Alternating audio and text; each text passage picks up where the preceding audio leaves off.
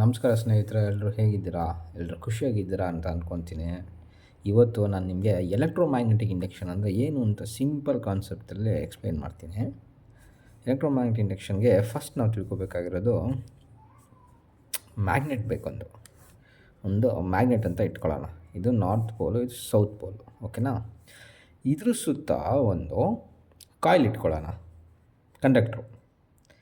Copper coil ಅಂತಲೇ ಇಟ್ಕೊಳ್ರಿ, ಓಕೆನಾ? So ಇದನ್ನು ಒಂದು ಗ್ಯಾಲ್ವನೋಮೀಟರ್ ಕನೆಕ್ಟ್ ಮಾಡೋಣ. ಪ್ಲಸ್ ಮೈನಸ್, ಇದು ಗ್ಯಾಲ್ವನೋಮೀಟರ್, ಇದು ಕರೆಂಟ್ನ ಮೆಷರ್ ಮಾಡೋದಕ್ಕಿದು, ಓಕೆನಾ? ಏನಾಗುತ್ತೆ ಅಂದರೆ ನಿಮಗೆ ಗೊತ್ತು, ಇದು ಒಂದು ಮ್ಯಾಗ್ನೆಟ್ ಅಂತ ಹೇಳಿದ್ರೆ ಮ್ಯಾಗ್ನೆಟ್ ಸುತ್ತ ಯಾವಾಗಲೂ ಮ್ಯಾಗ್ನೆಟಿಕ್ ಫೀಲ್ಡ್ ಇರುತ್ತೆ, ಓಕೆನಾ? ಇದನ್ನು ಫ್ಲಕ್ಸ್ ಅಂತ ಅಂತೀವಿ. ಸೊ ಈ ಮ್ಯಾಗ್ನೆಟಿಕ್ ಫೀಲ್ಡು ನೋಡಿ, ಈ ಮ್ಯಾಗ್ನೆಟಲ್ಲಿ ಈ ಸುತ್ತ ಮ್ಯಾಗ್ನೆಟಿಕ್ ಫೀಲ್ಡ್ ಇರುತ್ತೆ. ಈ ಮ್ಯಾಗ್ನೆಟ್ ಯಾವಾಗ ಮೂವ್ ಆಗುತ್ತೆ ಮೇಲೆ ಕೆಳಗೆ, ಈ ಮ್ಯಾಗ್ನೆಟ್ ಯಾವಾಗ ಈ ಕಂಡಕ್ಟರ್ ಒಳಗಡೆ ಹಿಂಗೆ ಮೂವ್ ಆಗುತ್ತೆ, ಈ ಮ್ಯಾಗ್ನೆಟಿಕ್ ಫೀಲ್ಡ್, ಈ ಫ್ಲಕ್ಸ್ ಇದೆ ಗೊತ್ತಾ, ಇದು ಡಿಸ್ಟರ್ಬ್ ಆಗುತ್ತೆ. ಈ ಕಂಡಕ್ಟ್ರಿಗೆ ಇದಕ್ಕೆ ಇಂಟರ್ಸೆಕ್ಟ್ ಆದಾಗ ಡಿಸ್ಟರ್ಬ್ ಆಗುತ್ತೆ. ಆ ಡಿಸ್ಟರ್ಬ್ ಆದಾಗ ಆ ಮ್ಯಾಗ್ನೆಟಿಕ್ ಫೀಲ್ಡ್ ಏನಿದೆ, ಫ್ಲಕ್ಸು, ಅದು ಈ ಕಂಡಕ್ಟ್ರಿಂದ ಡಿಸ್ಟರ್ಬ್ ಆದಾಗ ಎಲೆಕ್ಟ್ರಿಸಿಟಿ ಪ್ರೊಡ್ಯೂಸ್ ಆಗುತ್ತೆ.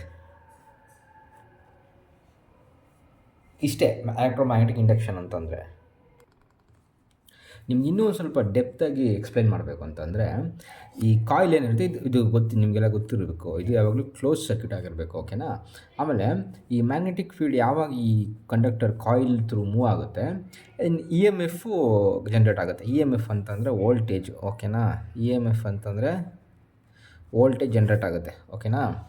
ವೋಲ್ಟೇಜ್ ಜನ್ರೇಟ್ ಆಗಿದ ತಕ್ಷಣ ಈ ಇಂಡ್ಯೂಸ್ಡ್ ವೋಲ್ಟೇಜ್ ಏನಿರುತ್ತೆ ಅದು ನಿಮಗೆ ಕರೆಂಟ್ನ ಪ್ರೊಡ್ಯೂಸ್ ಮಾಡುತ್ತೆ. ಇಷ್ಟೇ. ನಿಮಗೆ ಥಿಯರಿಟಿಕಲ್ ವೇಯಲ್ಲಿ ಹೇಳಬೇಕು ಅಂತಂದರೆ, electromagnetic induction is the phenomenon in which on electric current is produced in a conductor when the magnetic field around it changes. ಇಷ್ಟೇ ನೋಡಿರಿ ಎಲೆಕ್ಟ್ರೋಮ್ಯಾಗ್ನೆಟಿಕ್ ಇಂಡಕ್ಷನ್ ಅಂದರೆ.